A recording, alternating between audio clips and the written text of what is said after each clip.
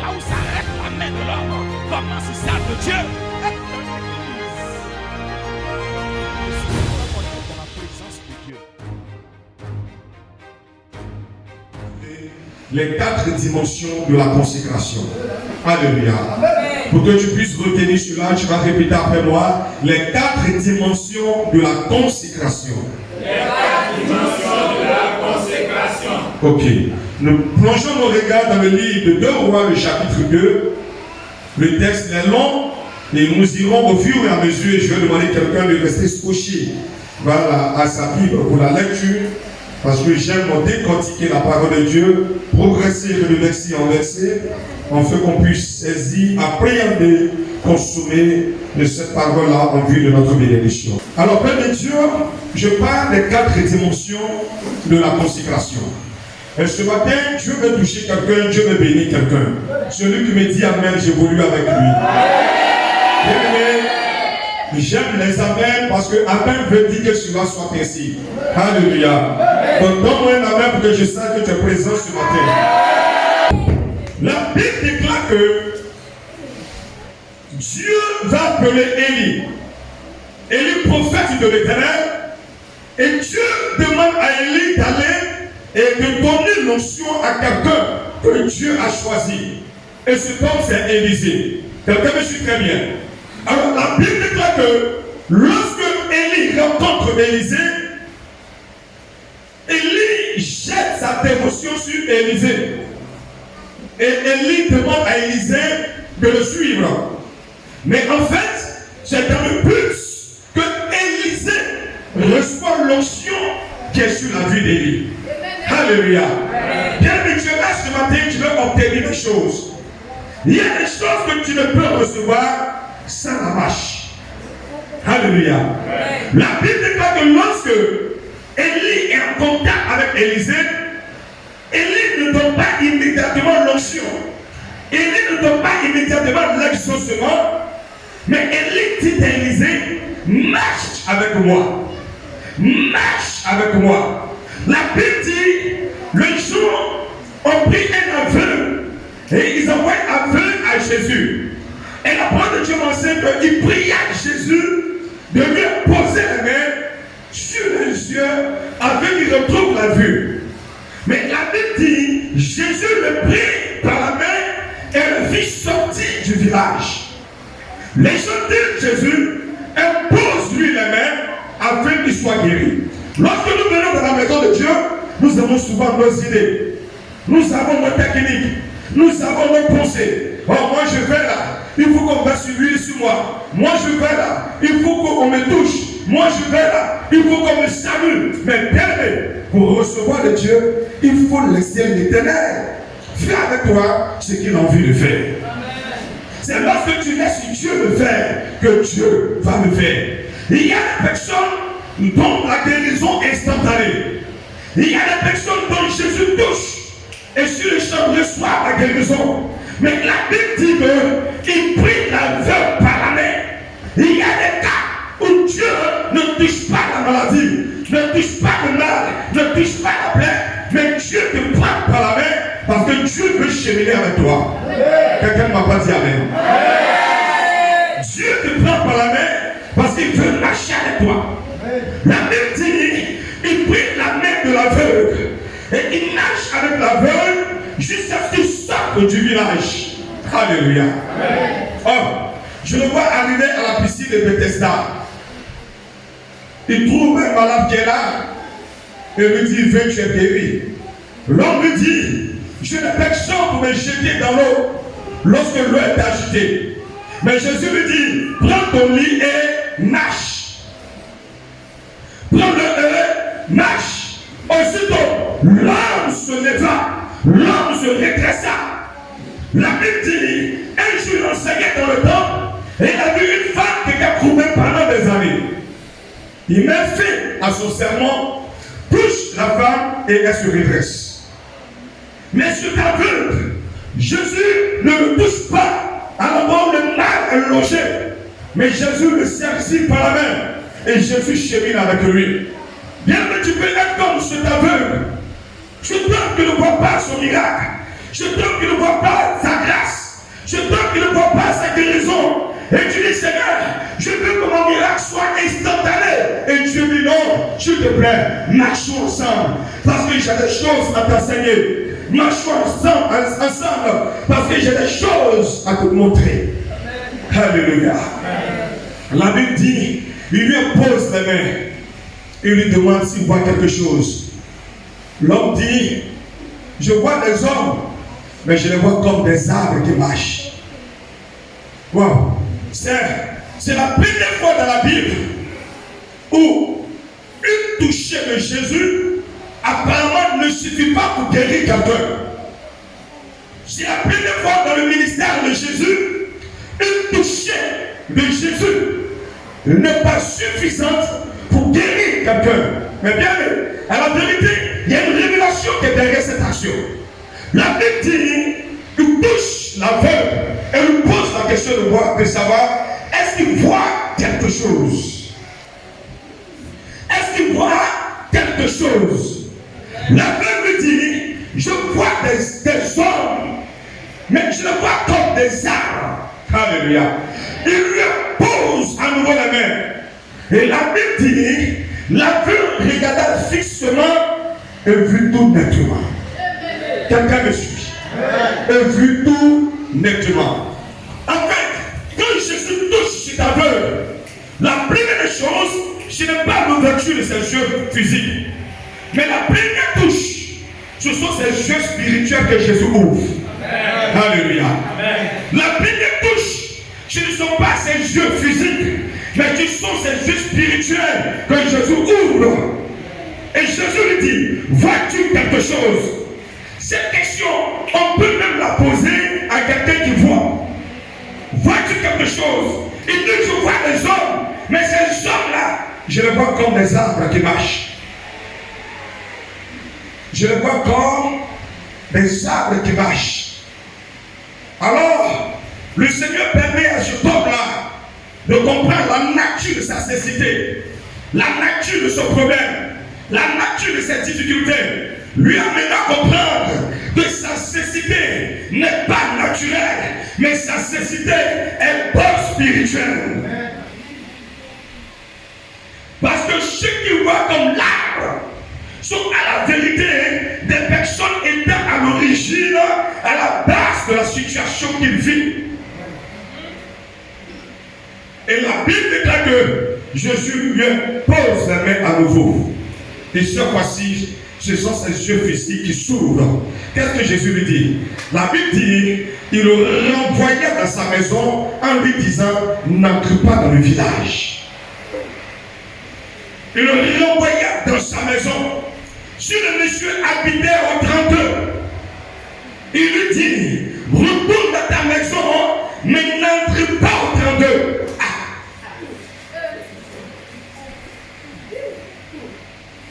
Où est le problème? Comment est-ce que quelqu'un qui habite à Brittany peut entrer dans sa maison sans payer dans le quartier? Bien, il y a beaucoup de personnes dont les yeux sont fermés. Quand je parle des yeux fermés, tu vis mais tu ne vois pas l'accomplissement de la prophétie de Dieu dans ta vie. Tu vis, tu ne vois pas la gloire de Dieu dans ta vie. Tu vis, mais les choses ont séché. Les choses ont taré dans ta destinée. Tout simplement. Parce que, bien aimé, dans ton village, il y a des pratiques qu'on a prises pour te lier. Il dit à cet homme, retourne chez toi à la maison, mais n'entre pas dans le village. Le premier jour où je lis ce verset, je suis choqué. Et je me dis simplement, il y a une erreur d'écriture. Mais je comprends que la Bible n'est pas une littérature. Mais la Bible, c'est la révélation de Dieu. La Bible, c'est l'Esprit de Dieu. À la vérité, va chez toi à la maison, mais n'entre plus dans les traditions du village. Sors des pratiques du village. Les histoires de fêtes de génération, les histoires d'adoration, les histoires de couture. Il dit, n'entre plus dans ça. N'entre plus dans ça. Si tu entres dans ça, Ta destinée sera jugée sur l'arbre par l'arbre. Ton enfantement sera jugé sur l'arbre par l'arbre. Ta guérison sera jugée sur l'arbre par l'arbre. C'est pas quand tu vois, ce sont des arbres qui voient. Parce que c'est là ses yeux avaient été détenus. La Bible dit, Élie dit à Élisée, marchons ensemble. Mais lorsqu'il marche, la Bible déclare au verset 1, lorsque l'Éternel fit monter Élie au ciel dans un tourbillon, Élie partit de Gilgal avec Élisée. La première dimension de la consécration, c'est la dimension de Gilgal. C'est la dimension de Gilgal. La dimension de Gilgal, c'est la dimension de la circoncision. C'est la dimension du relèvement de l'opprobre. Quelqu'un me suit? C'est la dimension de quoi? De la circoncision. Tu ne peux pas aller plus loin. Tu ne peux pas accomplir l'appel de Dieu sur ta vie. Tu ne peux pas accomplir la mission de Dieu te concernant si tu ne passes pas à Gilgal. Gilgal est le premier niveau où Dieu amène chaque chrétien, chaque enfant de Dieu est appelé à aller à Gilgal. Tous ceux qui ne sont pas passés à Gilgal, bien aimés, cela se sent dans leur œuvre de vie. Cela se sent dans leur comportement. Cela se sent dans la marche. Parce que c'est à Gilgal que tu t'es dépouillé de ta vieille nature. C'est le lieu de la circoncision. C'est le lieu où l'Éternel a dit à Josué, stop. Stop. Circoncis tout le peuple. Tout le peuple va être circoncis. S'ils ne sont pas circoncis, vous ne pouvez pas poursuivre la marche. Dieu ne parle pas de la circoncision physique, mais Dieu parle de la circoncision du cœur. Bien aimé, là où tu vas aller entrer dans ta grâce, pour moi, il faut que tu l'enlèves. Moi, ne parle pas de cette manière. Tu sais à qui tu parles. Tu sais qui je suis. Moi. Tu as 12 ans de conversion. 15 ans, 20 ans de conversion. Mais encore, on attend moi dans ta bouche. Bien aimé, tu n'es pas encore passé à Gilgal. Il faut que tu te retournes là-bas. Gilgal, c'est là où tu as ton comportement de bêtise. Gilgal, c'est là où ton comportement de baoulé reste. Gilgal, ton comportement d'agni va rester là-bas. Amen. Si on disait que les agnis étaient à Var, toi tu n'es plus à Var parce que tu es passé à Gilgal. Regarde quelqu'un et pose sur la question de savoir est-ce que tu es passé à Gilgal. Bien, il faut passer à Gilgal. La Bible dit, Dieu fait toutes choses nouvelles en son temps. Beaucoup de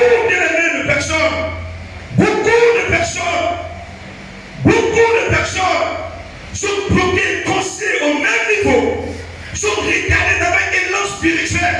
Parce que ces personnes ont dit à Élie, je veux l'onction. Élie, je veux le mariage. Élie, je veux l'enfantement. Mais laisse-moi, je ne passe pas à Gilgal. Tu peux foyer, mais tu refuses d'avoir un comportement brisé. Ah non, parce que plus pour moi, j'ai avoir un bon mari. Et c'est toi, tu es une bonne femme. Et puis je n'ai qu'à prier pour que quelqu'un va venir, tu vas maltraiter cette personne. Non. Les gens de comportement, ils s'assemblent. Non. Tu ne peux pas vouloir prendre, je ne sais pas, hollandais, avec Francis, pour venir te coudre une chemise. Mais il y a le chrétien quand le comportement il a ça. Ici c'est hollandais, ici c'est Francis. Dimanche c'est hollandais, dimanche c'est Côte d'Ivoire, dimanche c'est Was. Mais lundi, vous arrivez dans la maison, dans le quartier. Non, c'est Francis. C'est Francis. C'est comme je peux me souvenir d'une diaconesse de l'église qui le dimanche matin dit à sa voisine, tu ne peux pas pour attendre. Attends-moi, je m'en vais prier. Si je reviens, ce que je vais te montrer. Dis encore, tu ne vas pas à l'église. Reste en même temps pour faire parade. Il faut rester pour faire parade. Bien aimé, quelqu'un est obligatoire dans la marche chrétienne. Il n'y a personne que Dieu bénit sans dépouiller la personne. Il n'y a personne que Dieu bénit sans dépouiller la personne. Tu as besoin d'élever Dieu, des relations avec Dieu. Dieu doit te briser. Demande à Jacob, il te le dira. Il dit à l'ange, bénis-moi, bénis-moi, bénis-moi. Qu'est-ce que l'ange lui a fait? Ou il lui a posé quelques questions. L'ange lui a dit, comment tu t'appelles? Vous savez, le nom révèle la personnalité. C'est aujourd'hui qu'on donne nom comme cela. Sur le nom révèle ta personnalité. Le nom révèle ton identité. Le nom expose ou le nom révèle qui tu es. Donc, lui dit à l'ange, bénis-moi. Mais l'ange lui dit, quel est ton nom? Quel est ton nom? À la vérité, quand l'ange lui dit, quel est ton nom? L'ange lui pose la question de savoir, quel est ton comportement? Tu dois admettre que tu es mauvais. Tu dois admettre que tu es rêveur. Tu dois admettre que tu es méchant. Tu dois admettre que ce que tu as fait là n'est pas bien. Il dit, mon nom c'est Jacob. Vous savez, Jacob signifie usurpateur, planteur. Vous comprenez? Un supplanteur, un usurpateur. Donc là, je dis, quand tu reconnais ton comportement, tu reconnais ta nature, tu reconnais que cette nature est mauvaise, que cette nature n'est pas bonne, maintenant, tu ne vas plus t'appeler Jacob, tu vas t'appeler Israël. Alléluia. Donc Dieu ne peut te bénir sans te transformer. Pour qu'il y ait bénédiction, il doit y avoir transformation, changement de cœur, circoncision de cœur.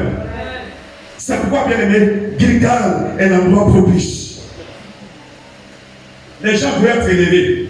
Mais écoutez, le diable élève. Vous serez étonné. Oui, le diable positionne. Mais quand le diable t'élève, il t'élève pour une raison. Il t'élève pour un but. De même que Dieu t'élève pour un but, le diable t'élève pour un but. Et il dit à Jésus, il faut te jeter. Jette-toi. Jette-toi. Car il est écrit, il donnera de l'or à ses anges de te porter. De peur de ton pied à une pierre. Il dit, jette-toi. Vous savez dire la vérité, ce qui demande à Jésus, c'est l'expression que nous utilisons le mot chute. Il faut chuter. Il faut chuter. Donc le diable élever quelqu'un. En dénonçant que chaque personne que le diable a élevé devient, je ne sais pas, une sorte d'emblème, une sorte de monument, une personne sur qui les gens peuvent compter ou faire confiance. Et à un moment donné, où les gens ont mis leur foi dans cette personne, et puis le diable fait chuter. Quel chute, on crie scandale. Et les gens vont dire, si lui là, il a fait ça, c'est que moi je jette ma Bible. Est-ce que tu n'as pas compris? Si lui là, il est tombé, si lui là, on dit, on l'a retrouvé dans tel endroit, c'est pas moi qui suis seul chrétien là, que je ne vais pas commettre ça. Voici l'intention du diable. Il va prendre des personnes. Il a positionné ces personnes. Et dans cette nation, nous voyons des personnes qui vont se dire qu'ils sont des représentants de pasteurs, ils sont des présidents de ceci. Et bien même, au travers des réseaux sociaux, tu peux les voir en train de danser des danses païennes, en train d'avoir des mots vulgaires. Et lorsque le chrétien écoute ça, le chrétien dit, mais si le pasteur peut être vulgaire dans ses propos, je peux l'être aussi. Bien aimé, c'est un piège. Mais je suis pas de personnes qui ne sont pas passées à Jéricho. Gilgal est la première étape. Gilgal est la première étape. Laisse Dieu te débrouiller. Dis à quelqu'un, laisse Dieu te débrouiller. Oh non, je n'ai pas entendu. Laisse Dieu te débrouiller. Laisse Dieu te débrouiller. Ah, bien, mais c'est là où vous allez voir. Et souvent même, tu es un homme, tu es puissant financièrement. Avant de connaître Jésus, tu es puissant financièrement. Mais lorsque le Seigneur t'appelle et que tu tombes ta vie à Jésus, tes activités sont malmenées, ta vie est malmenée. Dieu te rabaisse à un niveau où ton oreille, bien-aimée, sera attendue pour pouvoir entendre et comprendre ce que que Dieu te dit. Acceptez la dimension de Gilgal. Acceptez d'être dépouillé. Souvent ça fait mal. Parce que Dieu peut passer même par ton pasteur pour pouvoir t'éprouver. Ça fait mal. Tu vas dire, je ne pensais pas que lui pouvait me parler de cette manière. Je ne pensais pas que lui pouvait s'adresser de cette manière.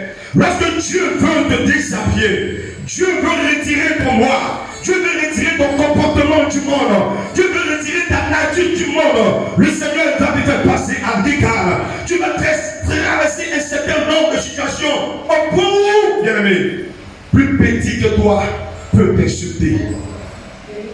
Plus petit que toi peut parler sur toi. Oh, c'est là que j'apprécie les gens avec qui tu as marché hier qui te connaissaient. Sont étonnés de voir que toi aujourd'hui on parle, toi tu ne dis rien. Toi en Christ, toi aujourd'hui tu ne dis rien. Toi le parole d'hier, aujourd'hui tu es tranquille. Champion, dis à quelqu'un, allons à Gilgal. Allons à Gilgal. Bien, quand tu passes à Gilgal, ta mentalité change. Gilgal, ta pensée change. Gilgal, ton attitude change. Gilgal, ta manière de voir les choses change. La Bible dit, lorsqu'il quitte Gilgal, les prophètes, les jeunes prophètes, les fils des prophètes, disent à Élisée, Élisée, est-ce que tu sais que ton être sera enlevé? Il dit, je le sais, taisez-vous. Ça, c'est quelqu'un qui est passé à Gilgal. Lorsqu'une personne passe à Gilgal, bien-aimé, tu ne viendras pas, bien-aimé, vilipender son pasteur et ça va passer. Quand une personne passe à Gilgal, tu ne viendras pas vilipender son église et ça va passer. Les jeunes prophètes disent à Élisée, Élisée, est-ce que tu sais que Élie va être enlevé? Il dit, je le sais, taisez-vous. Taisez-vous. Je le sais, taisez-vous. Oh! Celui qui est passé à Gilgal, il a une mentalité renouvelée et voit les choses autrement. Je ne parle un peu de Dieu qui m'écoute ce matin. Ne saute pas les étapes.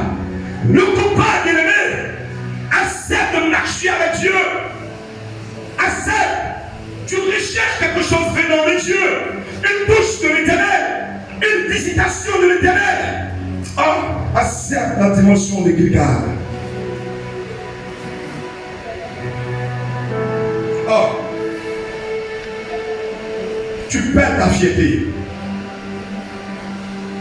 Tu perds ta fierté. Le Seigneur dit qu'on ne prend pas du vin nouveau pour le mettre dans de vieilles outres. Lorsque Dieu veut vous remplir, Dieu vous vide de vous. Dieu te vide de ce que tu es. Hier, tu conternes de l'argent. Il te met dans une position où voir de l'argent devient difficile. Il y a quelque chose qui veut faire avec toi. Si l'argent doit être une position d'orgueil pour toi, il va te faire passer là.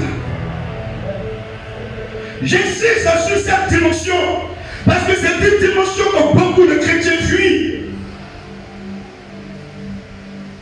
On était orgueilleux dans le monde, mais en Jésus on est toujours. On était médisant dans le monde, mais en Jésus on est toujours.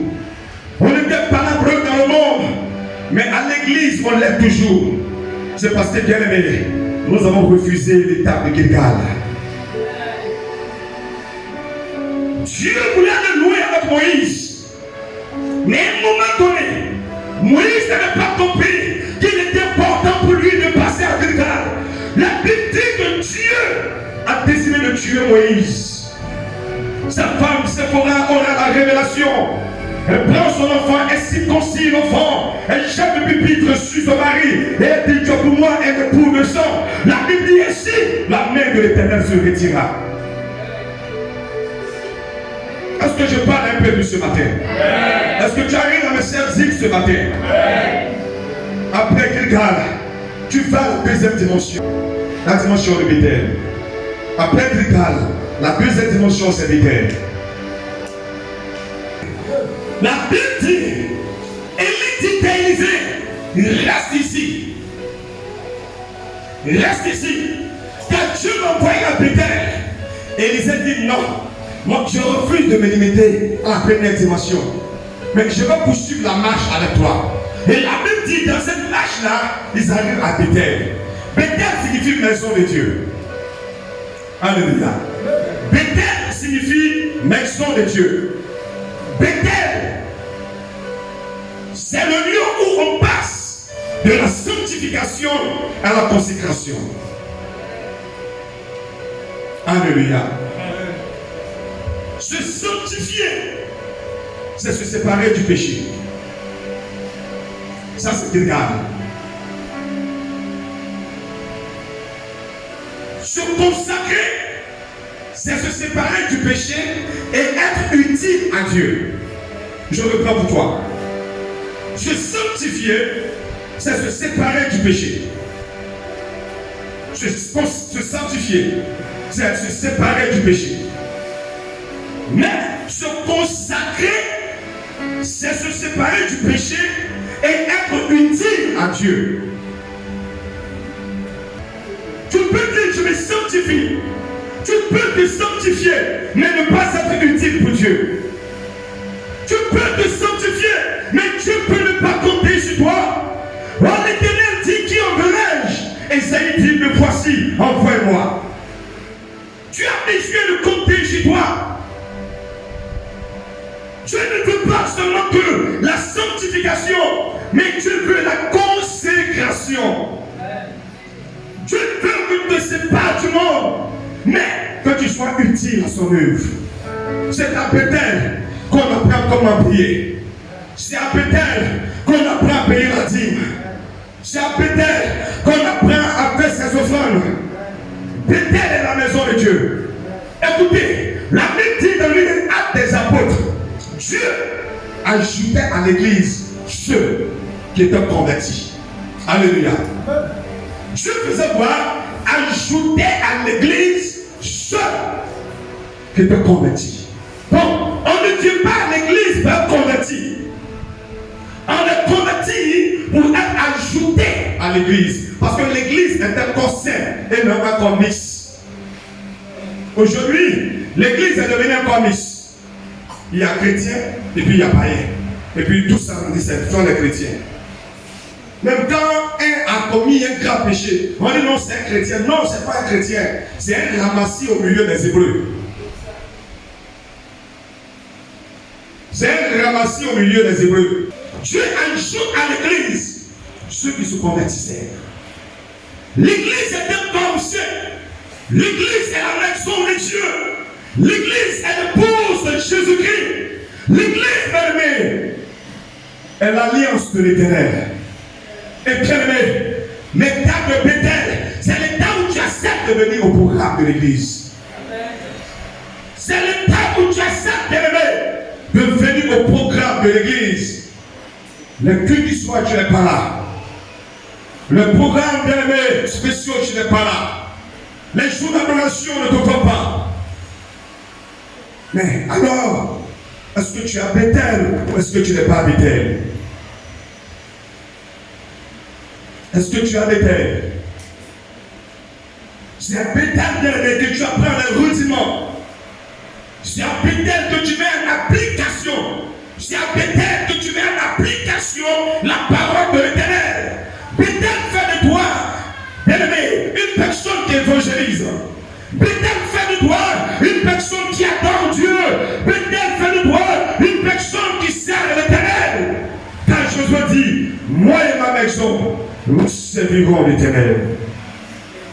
J'ai dit, se consacrer, c'est se séparer du péché et être utile à Dieu. Parce qu'il y a des gens qui ne pêchent pas, mais ils n'ont pas d'utilité dans la maison de Dieu. Quand on dit réunion des hommes, il n'est pas là. Réunion des femmes, il n'est pas là. Bon, si tu n'es pas femme, tu n'es pas homme, bon, vraiment, où allons-nous? On dit réunion des femmes après le culte, toi tu rentres chez toi. Réunion des hommes après le culte, tu rentres chez toi. Réunion de la jeunesse après le culte, tu rentres chez toi. Mais bien aimé, si tu n'es dans aucun département de l'église, tu n'es pas femme, tu n'es pas homme, tu es de quel sexe?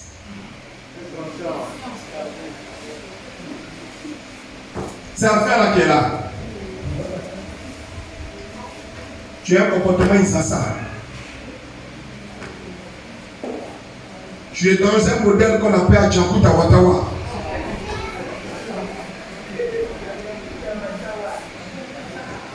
Tu es dans un modèle qu'on appelle Django Tawatawa.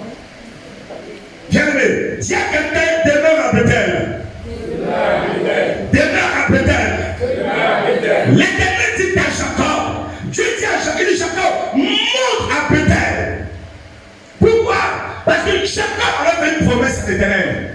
Il dit, Éternel, si tu me délivres, si tu es avec moi, je te donnerai la dîme de tout. Mais lorsque l'Éternel est dans sa main sur Jacob aimé, au lieu d'être à Bethel, Jacob se retrouve ailleurs. Et l'Éternel dit, retourne à Bethel. Parce que Bethel, c'est la maison de l'alliance. Bethel, c'est la maison de connexion. Bethel, c'est la maison de l'exaucement. Bethel, c'est la maison de l'espoir. Bethel, c'est la maison de miracle. Amen. Yes. Alléluia. Amen. La Bible dit, ne sois pas comme les autres qui ont abandonné leur assemblée. Et quand moi la Bible utilise, il dit comme les infidèles. Donc une personne bien aimée qui ne vient pas à l'église, qui n'aime pas le culte de l'église, qui n'aime pas le programme de l'église, Dieu l'appelle infidèle. Il ne sont pas comme les infidèles qui abandonnent la maison de Dieu. Après Bethel, va à Bethel. Et après Bethel, bien aimé, nous allons monter dans la troisième dimension, qui est la dimension de Jéricho. Dis avec moi Jéricho. Jéricho. Dis avec moi Jéricho. Jéricho. Jéricho, c'est la ville barricadée. Là où personne n'entre et personne ne sort. Jéricho aussi appelé la ville parfumée ou la ville de palmiers. L'Éternel dit à Josué, vous n'aurez pas à combattre dans cette affaire. Faites seulement le tour de Jéricho. Pendant 7 jours, faites le tour. Pendant 7 jours, faites le tour. Bien, écoutez, hein. Quand tu passes Gilgal, c'est dit quoi? C'est le lieu du dépouillement, c'est ça? Le lieu du dépouillement, où tu te sépares de ta vieille nature. Et quand tu t'es séparé de ta vieille nature, tu es maintenant à Bethel, n'est-ce pas? Bethel, c'est la maison de Dieu, n'est-ce pas? Là où tu es fidèle dans la dîme, tu es fidèle dans les prémices, tu es fidèle dans tes offrandes, là où tu as une vie de prière, n'est-ce pas? Mais mieux encore, là où tu as une vie de consécration, donc là où tu as une vie qui est utile à l'œuvre de Dieu. Mais qu'est-ce que Dieu va faire? Pendant que bien-aimé, tu es à Bethel, Dieu te fait vivre l'état de Jéricho. Tout est bouclé autour de toi. Tout est fermé. Mais Seigneur, je prie, m'a dit, pourquoi mes affaires n'avancent pas? Mais Seigneur, je gêne, mais je prie. Pourquoi mes affaires n'avancent pas? Et il te dit non, fais seulement le tour.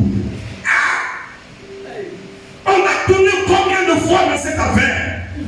Combien de fois on va faire 40 jours de jeûne? Il dit, gardez le silence et faites le tour. Serviteur, ce n'est pas parce que tu as Bethel que tu n'as pas vu la dimension de Jéricho. Il dit, le malheur atteint souvent le juste. Donc, le malheur atteint celui qui a Bethel. Mais il dit, l'Éternel en délivre toujours. Et t'arrives souvent, tu vas commencer à te poser la question de savoir, est-ce que je suis dans la bonne église? Ah, bien aimé, vous savez, une chose bizarre, j'aime beaucoup l'état de Jéricho. Je ne sais pas, quelqu'un m'a dit, le pasteur, il parle de quoi juste. L'étape de Jéricho est l'étape du silence. Il dit gardez le silence. Bien aimé, tu es silencieuse dans ta vie. Tu attends le témoignage des gens. Mais toi, tu n'as pas de témoignage avant. Tu es assis dans ton coin. On dit, est-ce que quelqu'un va venir, on va s'aider pour l'avancement de l'œuvre de Dieu. Tout le monde s'élève. Tu es assis dans ton coin. Oh! Hey! Ça, c'est Jéricho. Tout est barricadé. Tout est fortifié. Mais il dit garder le silence. Vous savez, il y a une leçon dans le silence. Parce que, regarde, à un moment donné, il y a un silence dans ta maison. Et puis tu attends le bruit des voisins. Wow! Il y a un enfant qui vient d'avoir le bac. Wow! Quelqu'un vient d'être promu. Et puis chez toi, c'est le silence. On te connaît, c'est toi qui as celui de prier chez toi à la maison. Mais tes enfants sont allés passer l'examen. Ils sont entrés à la maison comme cela. Il n'y a pas bruit. Mais chez le voisin, poutre même est quitté dans la maison. Et puis poutre là vient chez toi. Ça nous wow, ça nous wow, ça nous wow. On a validé, on a validé. Ah, mais chez toi, c'est silencieux. Dis à quelqu'un Jéricho. Jéricho. Aïe. Vous imaginez des personnes qui s'en vont pour la terre de Canaan. Mais qui arrivent à Jéricho et Dieu a dit pendant 7 jours, il va marcher pour faire le tour de la ville. C'est là qu'ils ont le temps de voir. Ah, on est venu là même, la mule est vieux, hein. Depuis que tu as pris la maison, tu ne savais pas qu'il y avait un trou dans le plafond. Mais le silence, là où les gens dorment, les gens ronflent, la nuit, toi, tu as les yeux ouverts. Tu vois maintenant, ah, il y a des défauts. Hein. Il y a des défauts. Parce que tu es insomnie. Tu as l'insomnie. Tu n'arrives pas à dormir. Bien aimé, c'est la dimension de Jéricho. Tu es chrétien, tu vas connaître cette dimension-là. Jéricho vient en fait éprouver ta vie de Béthel. Jéricho vient pour éprouver les leçons acquises à Béthel. À Béthel, on t'enseignait la persévérance. À Béthel, on t'enseignait la prière. À Béthel, on t'enseignait la consécration. Donc, Jéricho vient pour voir est-ce que tu peux mettre en application les leçons de Béthel. Quelqu'un me suit sur la terre? On est à la 3e dimension. Une personne me suit. Je dis que bien aimé, cette dimension, elle me factionne. En même temps, elle me fait peur. Elle me fait peur. Et souvent, je prie Dieu pour dire, Seigneur, que le silence ne dure pas. Parce que quand le silence dure, même le grand Jean-Baptiste, il était au Jourdain. D'ailleurs, même il est venu au monde pour quelque chose. La Bible dit c'est le précurseur. Il est venu préparer le chemin de Jésus. Il était au Jourdain et il a vu Jésus qui venait vers lui. Il dit, voici l'agneau de Dieu qui ôte le péché du monde. Et Jésus s'approche. Il dit, baptise-moi. Jean-Baptiste dit, oh non, je ne suis pas digne. Je ne suis pas digne de plier, n'est-ce pas, les lacets de ton soulier. Et Jésus dit, oh Jean-Baptiste, laisse faire. Jean-Baptiste dit, oh non, même ton pied, je ne vais pas toucher. À plus forte raison, c'est ta tête que je peux toucher. Et ainsi, Jean-Baptiste a baptisé Jésus. Jésus a commencé le ministère. Quelque temps après, on a mis la main sur Jean-Baptiste. Il s'est retrouvé en prison. Voici l'état de Jéricho. La prison, c'est Jéricho. Jésus en train de prêcher, il ne parle pas de Jean-Baptiste. Jean-Baptiste appelle ses disciples. Il dit, allez-y demander si c'est lui Jésus là qui va venir ou bien on doit attendre un autre. Jéricho a amené Jean-Baptiste à oublier son témoignage. Il y a beaucoup de Jean-Baptiste ici. Ah non, homme de Dieu, tu es un grand homme de Dieu. Non, tu es un prophète de l'Éternel. Non, mon pasteur, c'est le meilleur pasteur. Dès que tu as un petit problème, tu dis plus pasteur, c'est comment? Les données commencent à changer. On ne te voit pas à l'église. Affiche, je ne t'ai pas vu. Ah, vraiment, pasteur, actuellement, c'est chaud. Hé! Tu as oublié bien le témoignage de Bethel. Jean-Baptiste dit, est-ce que c'est toi Jésus? Ou bien est-ce qu'on doit attendre un autre? Jean-Baptiste, à cause de prison, tu as oublié ton témoignage. Tu as oublié ce que tu as dit sur la vie du monsieur. Jean-Baptiste, c'est pas toi qui as dit que c'est l'agneau de Dieu qui ôte le péché du monde. Aujourd'hui, tu poses la question de savoir si c'est lui ou bien on doit attendre quelqu'un d'autre. Que Dieu te libère. Amen. Parce que bien aimé, Jéricho vient pour tester. Jéricho vient pour éprouver ta foi. Tu pries, mais une sale maladie vient se coller à toi. Et tu te dis, mais attends, mais comment je peux prier? Comment je peux être chrétien? Comment je peux être serviteur de Dieu? Comment je peux être servant de Dieu? Et telle maladie arrive. Dieu veut éprouver ta vie de Bethel. Est-ce que tu vas continuer à le servir ou est-ce que tu vas sortir de Bethel? Jéricho, c'est le lieu du silence. Bien aimé. Et à la vérité, c'est le silence qui enferme le bruit. Amen. Alléluia. Amen. C'est le silence qui enferme le bruit. Dieu l'a dit, tournez, ne dites rien. Ils tournent, ils avalent, ils encaissent. Ils tournent, ils avalent, ils encaissent. Ils tournent. Quelqu'un pourra le dire. Mais on le voit, il est là, il tourne dans le quartier là. Depuis il est là, il n'a rien de bon de voir dans sa vie. On n'a pas dit que c'est elle qui est servant de Dieu. On n'a pas dit que c'est lui qui est serviteur de Dieu. Mais depuis là, c'est difficile. C'est lui qui n'a pas bien aimé. Continue de tourner. À un moment donné, le silence constitue une masse. Quand le silence constitue une masse, et Dieu dit maintenant aux Hébreux, ouvrez la bouche et relâchez la chose. La Bible dit, lorsqu'il pousse des cris, les murs de Jéricho commencent à trembler.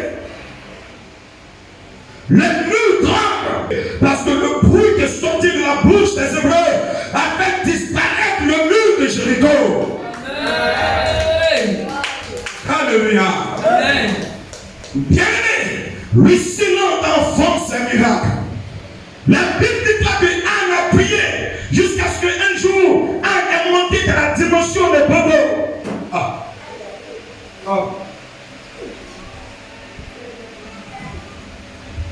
Alors quelqu'un n'a pas compris.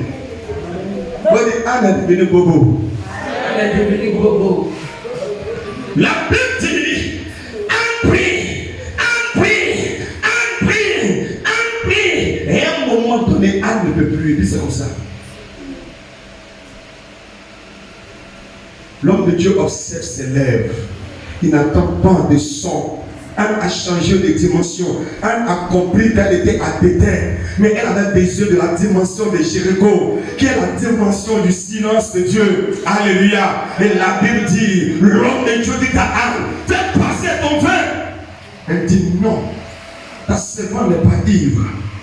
C'est la douleur de mon cœur qui m'a fait parler jusqu'à cette heure-ci. L'homme de Dieu lui dit, va.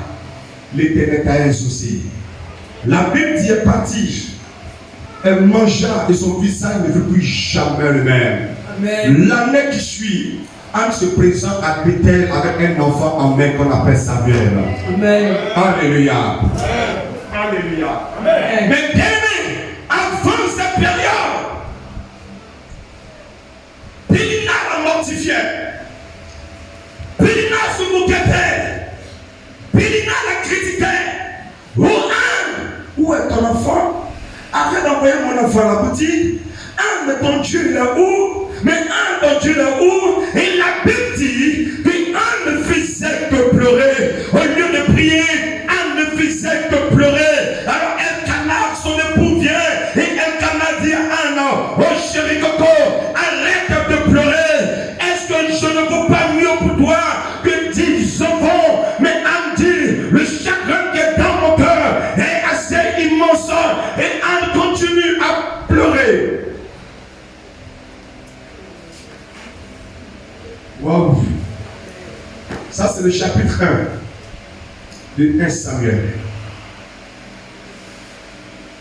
Alors, quand je lis le chapitre 2, je découvre une autre âme. Pas une âme qui est en train de pleurer, mais une âme qui est en train de chanter. Une âme qui est en train de louer son Dieu. Amen. Et voici, bien aimé, le texte du cantique de Anne. Le texte du cantique de Anne dit, il dit, je connais l'Éternel mon Dieu. Il dit, c'est lui qui va. Il dit, va dans le fumier. Il va dans la poussière. Anne dit, il relève l'indigent. Anne dit, il le nettoie.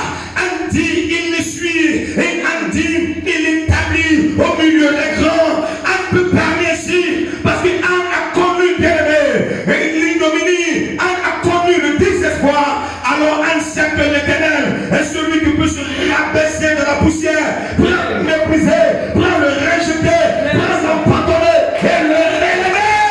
Yes. Tout le monde est chapitre 1. Yes. Tout le monde est chapitre 1. Un homme s'appelle Habakkuk. Habakkuk, le chapitre 1 dit, ô Éternel, les incirconcis dominent les justes. Les méchants oppriment tes fidèles. Éternel, tu ne réagis pas. Alors je dis non, Habakkuk, ton chapitre 1 ne m'intéresse pas. J'ai assez pleuré dans ma vie. Je ne veux pas écouter ton chapitre 1. Donne-moi ton chapitre 2. Et le chapitre 2 de Habakkuk dit, il dit, j'étais en poste et je veillais pour voir. Une parole de l'Éternel alors me fit adresser. Écris sa prophétie. Grave-la sur les tablettes. Qu'on la lise couramment. C'est une prophétie dont la période est fixée. Dont la période est fixée. Dont la période est fixée. Si elle tarde, il dit attends-la, car elle s'accomplira certainement. Wow. Ça, c'est le chapitre 2 d'Habakkuk. Bien, à quel chapitre tu es? Est-ce que tu as un chapitre où Pélina est en train de faire malin sur toi? Un chapitre où Pélina est en train de baisser le doigt?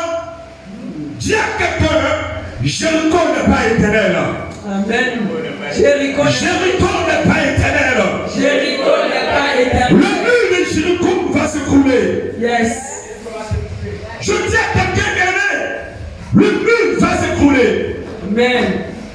Moïse dit aux Hébreux, les Hébreux étaient pleins de panique, les Hébreux étaient agités, et Moïse a dit non, restez calme, parce que lui, les Égyptiens que vous voyez, ce mur d'hommes que vous voyez, ce mur de soldats que vous voyez, il dit, vous ne le verrez plus jamais. Vous ne le verrez plus jamais. Vous ne le verrez plus jamais. Pourquoi? Parce qu'on s'en va bien aimé dans le journée. Alléluia. Ah, un responsable me suit ce matin. Amen. Écoutez-moi très bien. Que Jéricho ne te délocalise pas. Amen. Que Jéricho ne t'amène pas à quitter Bethel. Amen. Que Jéricho ne t'amène pas à abandonner ta responsabilité à l'église. Amen. N'abandonne pas parce qu'aujourd'hui c'est difficile, parce qu'aujourd'hui c'est chaud. Le silence de Dieu est en train de construire quelque chose dans ta vie. Amen. La Bible dit, on envoie un aveugle à Jésus. Lorsque l'aveugle vient à Jésus, la Bible dit, Jésus s'est abaissé, il a craché à terre, et puis il faisait de la boue. Quand Jésus s'est abaissé, est-ce que l'aveugle l'a vu? Je ne vous attends pas. Est-ce que l'aveugle l'a vu? Non. Quand Jésus abaisse sa main dans la salive pour faire de la boue, est-ce que l'aveugle l'a vu? Non. Quand Jésus s'est redressé avec la boue faite avec la salive, est-ce que l'aveugle l'a vu? Non. Ce n'est pas parce que tu ne vois pas que Dieu n'est pas en train de travailler dans ta vie. Ce n'est pas parce que tu ne vois pas que Jésus n'est pas en train de travailler dans ta vie. Il est en œuvre. Amen. Il est en œuvre. Il a sa main, il a sa main mouillée de salive. Il a sa main qui est sale de la boue pour pouvoir appliquer bien-aimé sur la situation que tu traverses en vue de voir ton miracle. Amen. Ne doute pas aujourd'hui. Amen. Ne doute pas aujourd'hui. Il dit, vous êtes heureux. Heureux sont ceux qui qui ont cru sans avoir vu. Amen. Moi, je ne m'appelle pas Thomas. Et je n'aime pas Thomas. Si tu veux, tu peux porter ce nom. Mais il dit, je dois mettre ma main. Je dois mettre ma main. Si je ne mets pas ma main, moi je ne vais pas croire. Si je ne le touche pas, moi je ne vais pas croire. Jésus dit, Dim, viens. Comme toi tu aimes le toucher, il faut toucher. Il dit, maître, je crois. Il dit, non, il faut toucher. Il dit, maître, je crois. Il dit, toi tu aimes le toucher, il faut toucher. La foi, bien-aimé, c'est pouvoir compter sur Dieu. Tu peux ne pas voir la chose aujourd'hui. Ce n'est pas parce que tu ne vois pas que tu cesses de travailler. Dieu est à l'œuvre dans ta vie. Yes.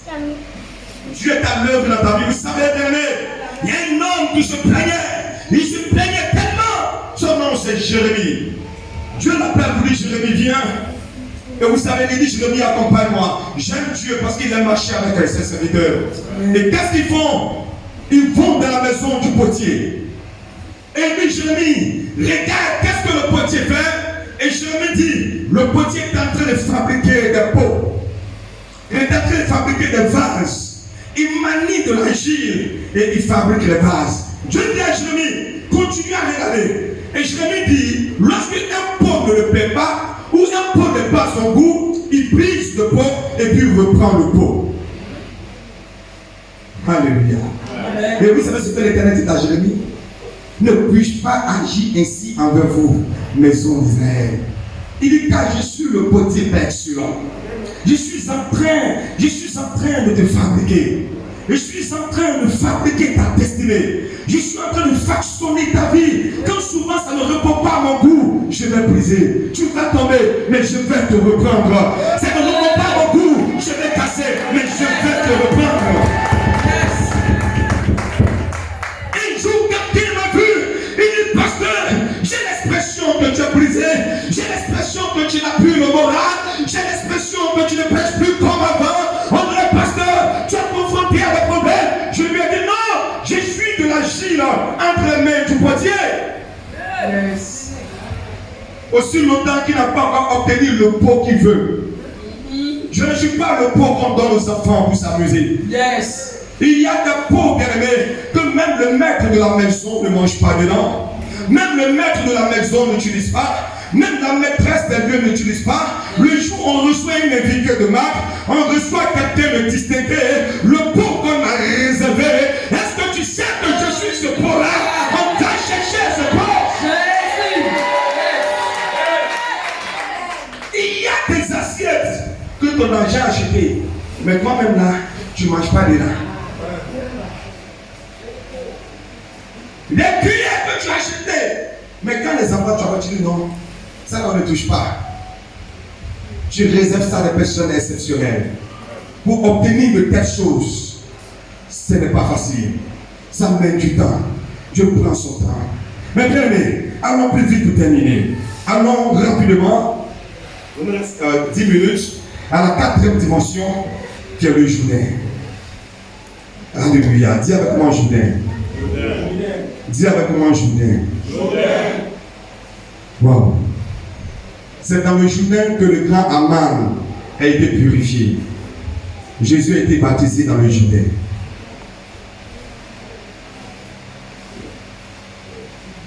Le Jourdain. Quelqu'un me suit. La dimension du Jourdain.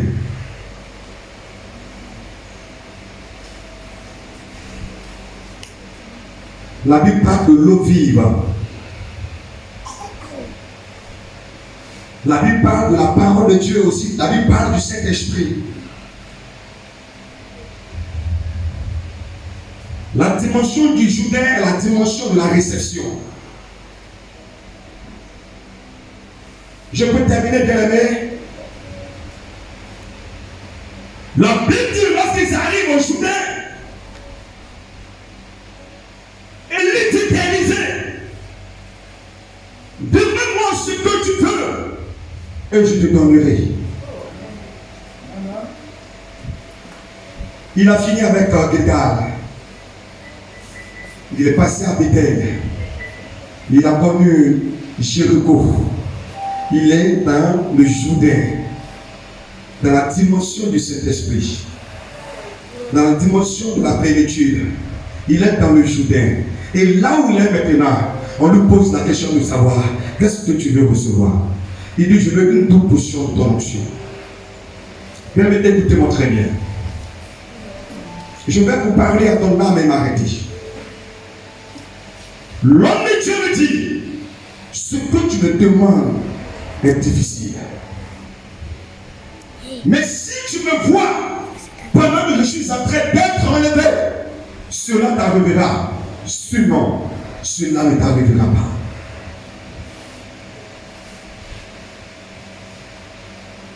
Tu peux connaître Gilgal, connaître Bethel, connaître Jéricho, mais lorsque tu arrives au Jourdain, il faut être capable de fixer. Si tu me vois pendant que je suis en train d'être enlevé, si tu peux me fixer, si tu peux m'observer, si tu peux, bien aimé, cela signifie être à mesure de porter l'œuvre de Dieu. Regardez Élie être monté, c'est aider le père de la maison à monter, c'est aider le père de la maison à réussir sa mission, c'est aider l'œuvre de Dieu bien aimé à monter. Sinon, cela ne t'arrivera pas.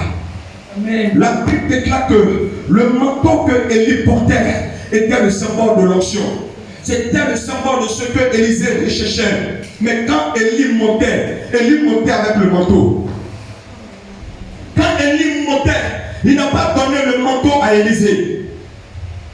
Écoutez, vous serviteurs de ma PJC, écoutez-moi très bien. La Bible dit, Élie montait avec le manteau. Élisée le fixe. Élisée dit, mon père, char d'Israël et sa cavalerie. Et la Bible dit, et le manteau tomba.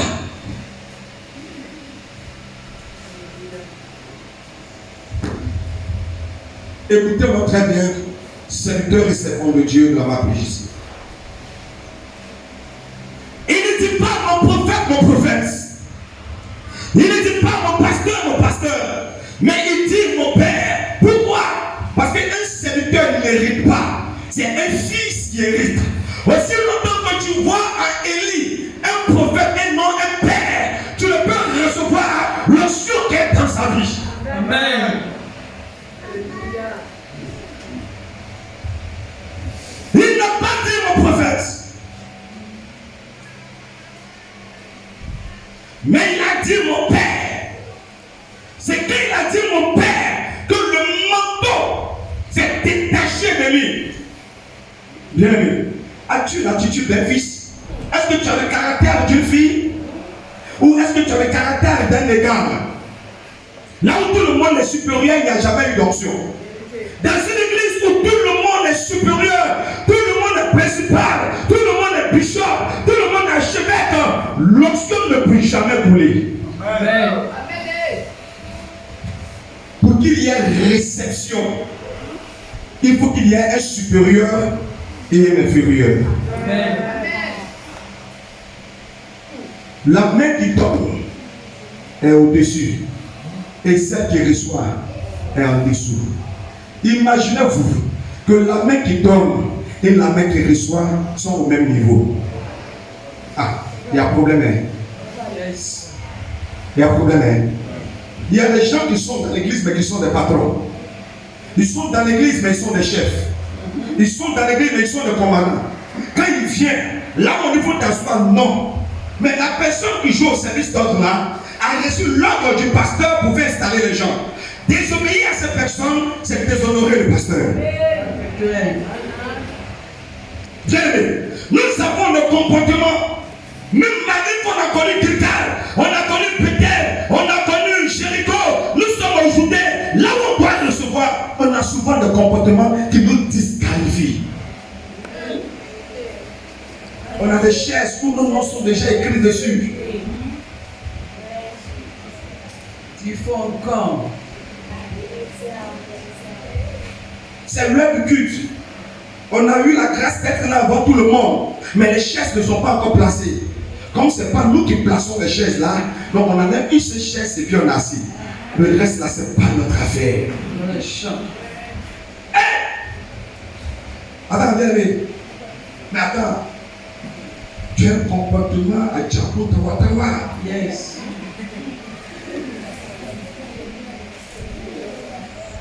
Il dit mon père, c'est que tu dis mon père, que ce que tu as mis dans la vie du Père, la grâce qui est dans la vie du Père, l'onction qui est dans la vie du Père, la guérison qui est dans sa vie, descend sur toi.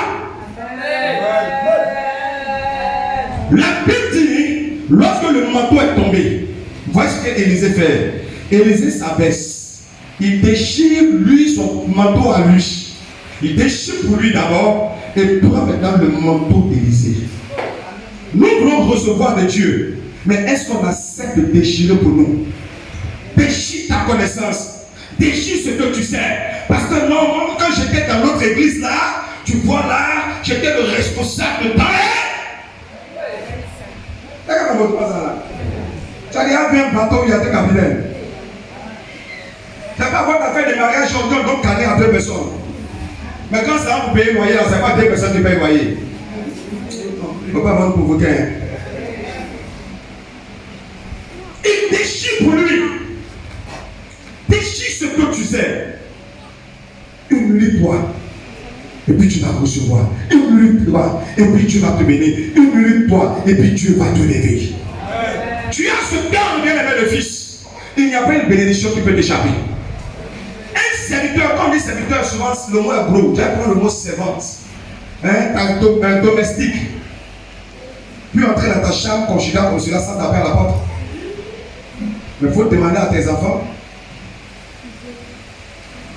Même si tu allais le conjuguer, le faire, si tu n'as pas condamné, eux ils rentrent. C'est eux qui rentrent et puis sur lui, et puis ils te réveillent. Maman, donne-moi l'argent. Papa, donne-moi l'argent. Ça, c'est le fils qui fait ça. Donc quand tu es un fils, tu rentres.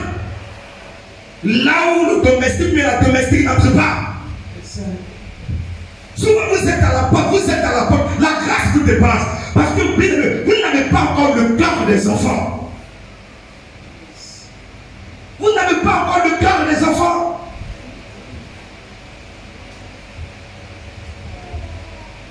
Que Dieu vous bénisse. Amen. Et que la main du Seigneur soit dans la vie de chacun de nous.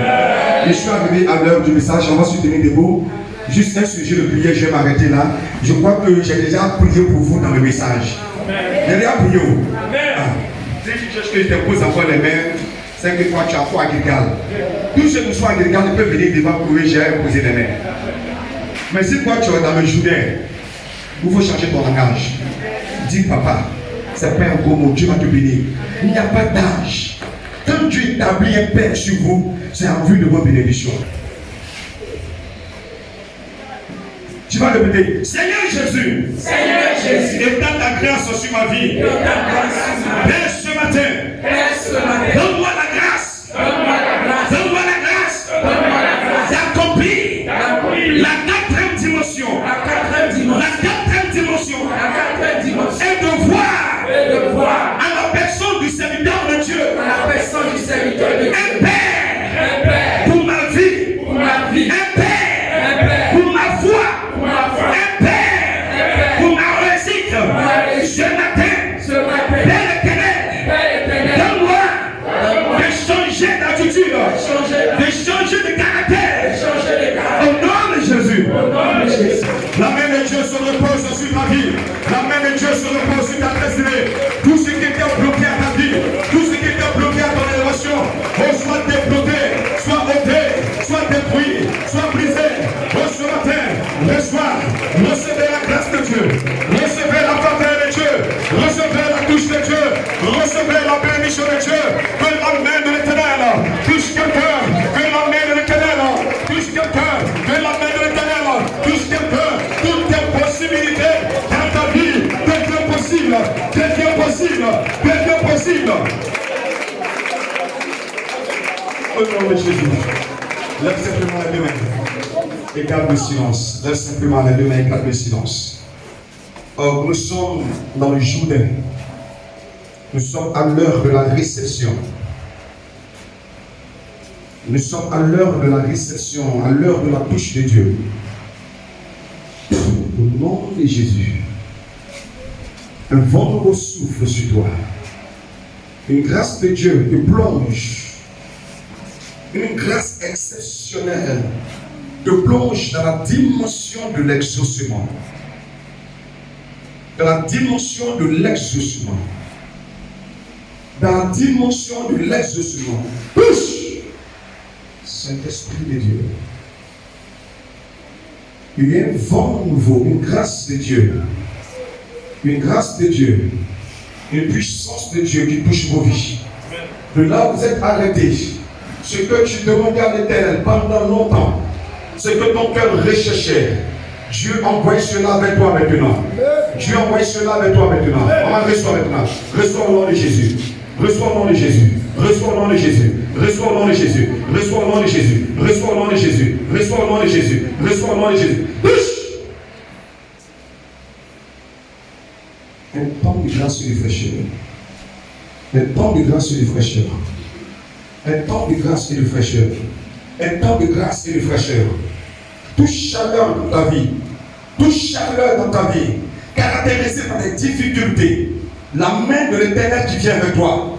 Cette main apporte une fraîcheur maintenant. Tel Élisée dans le Jourdain, qui a frappé l'eau du Jourdain, qui s'est répandu ci et là, et qui est passé à sec. Je déclare maintenant que tu passes là où le peuple est fermé. Touche au nom de Jésus. Recevez maintenant. Recevez un changement dans votre destinée. Recevez le souffle de Dieu. Recevez la grâce de Dieu. Reçois un vent nouveau, la fraîcheur de Dieu maintenant. Dieu te distingue maintenant. Dieu te lève au nom puissant de Jésus-Christ. Que toute barrière au devant de toi, sur ton chemin, soit ôtée. Soit ôtée, soit ôtée, soit ôtée, soit ôtée, soit ôtée, soit ôtée, soit ôtée. Touche! Saint-Esprit de Dieu. Recevez. De là où vous êtes arrestés, que chacun commence à expérimenter la grâce de Dieu. Commence à recevoir la grâce de Dieu. Je vois un don de guérison que Dieu dépose en toi pour te conduire dans les hôpitaux, en évangélisation, afin que tu puisses prier. Pendant que tu es arrêté, depuis la plante de tes pieds, le feu de Dieu commence à monter. Tu sens ce feu qui monte. La main de Dieu est chez toi. La main de Dieu est chez toi. L'Éternel commence à se manifester. L'Éternel commence à se manifester. Tu reçois ce feu de guérison, ce feu de guérison, ce feu de guérison, ce feu de guérison, ce feu de guérison. Reçois-le.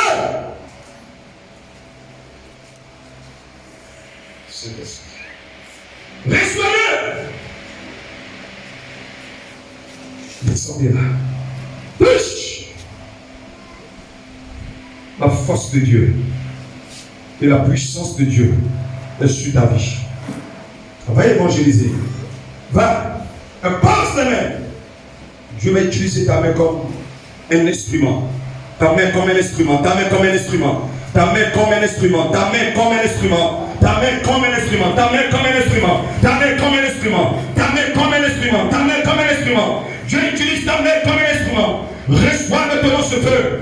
Reçois ce feu de l'Esprit de Dieu. Reçois ce feu de consécration. Reçois ce feu. Reçois ce feu du sanctuaire. Ce feu de l'Esprit de Dieu.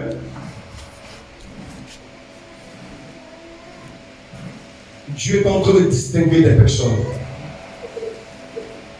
Dieu est en train de distinguer des personnes. Je vois une grâce exceptionnelle que Dieu est en train de déposer sur les têtes. Il dépose sur les têtes. Une grâce exceptionnelle que Dieu est en train de déposer sur les têtes. De là où vous êtes, commencez à recevoir maintenant. Commence à recevoir cette grâce maintenant de Dieu. Commence à la recevoir par la puissance de Dieu. Le Dieu de grâce. Oui, la chose est en train de venir vers toi. Dieu est en train de t'enlever maintenant de ce niveau de médiocrité. Dieu est en train de t'enlever maintenant de ce niveau de bassesse. Dieu est en train de t'enlever maintenant de ce niveau d'infériorité. Et l'Éternel est en train d'aller avec toi. Il va avec toi en eau profonde. Il va avec toi en eau profonde. Il va avec toi en eau profonde. Ce qui hier avait été impossible aussi pour toi. Je relâche la parole prophétique sur ta vie. Tu reçois cela dans le nom de Jésus. Tu reçois cela dans le nom de Jésus. Tu reçois cela dans le nom de Jésus. Dieu te qualifie maintenant pour l'exaucement. Dieu te qualifie maintenant pour la bénédiction. Merci, Esprit de Dieu. Seigneur, une touche. Une touche d'accomplissement. Une touche d'accomplissement. Une touche d'accomplissement. Wow. Une touche d'accomplissement. Une touche d'accomplissement. Reçois cela maintenant. Reçois cela par la puissance de Jésus-Christ de Nazareth. Au nom de l'Éternel, reçois maintenant. Touche au nom de Jésus. Merci, Père. Une double potion est en train de venir sur vous. Je prie pour la double potion de l'onction. Je prie pour la double potion. Recevez maintenant. La double potion, la double potion, la double potion de la grâce, la double potion de la plénitude, la double potion de l'exaucement. Recevez cela. Recevez cela. Recevez cela. Recevez cela. Recevez cela. Recevez cela. Recevez cela. Dis Seigneur Jésus. Seigneur Jésus. Je reçois ma grâce. Je reçois ma grâce. Bien, mais je vais prier pour des personnes. Comment aimer Seigneur les vivants. Seigneur, je prends la main de maman. Je prends la main de maman. Elle est trop pas. Elle est trop pas. Elle est trop pas.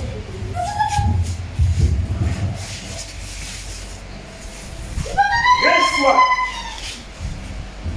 Reçois.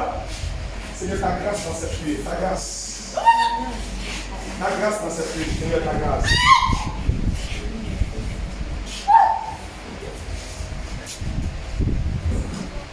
Seigneur, merci. La grâce de Dieu. La grâce de Dieu. La grâce de Dieu. Au nom de Jésus. Au nom de Jésus. Soutenez-la. La nature d'Espagne, maman, s'il vous plaît. Merci Jésus. Merci Jésus. Merci Jésus. Merci Jésus. Merci Jésus. Touche. Reçois la grâce de Dieu. Reçois maintenant. Reçois cette plénitude maintenant. Reçois cela maintenant. Reçois cela maintenant. Reçois cela maintenant. Reçois cela maintenant. Reçois cela maintenant. Reçois cela maintenant. Au nom de Jésus. J'ai besoin de personnes assez rapidement. Je vais s'il vous plaît. Ma Bible déclare que là où s'arrête la main